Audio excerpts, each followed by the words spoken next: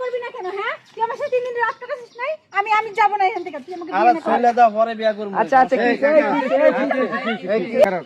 দাঁড়ান, দরবার কি হয়েছে আপনাদের? রোডের মধ্যে ঝামেলা করেন না। আরে সাইড অন।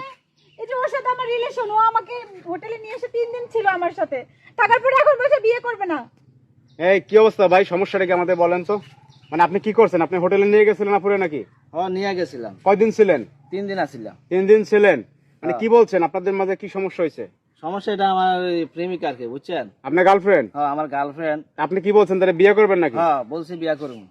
বিয়া করার কথা বললে আমি হোটেলে নিয়ে গেছিলাম, কয়দিন ছিলেন? 3 দিন ছিলাম।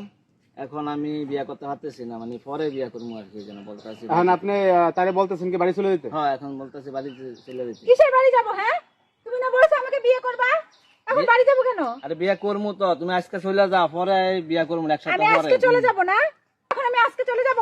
একটু সমস্যা আছে, এই জন্য তো এখন বিয়া করতে আচ্ছা। পারতেছি না।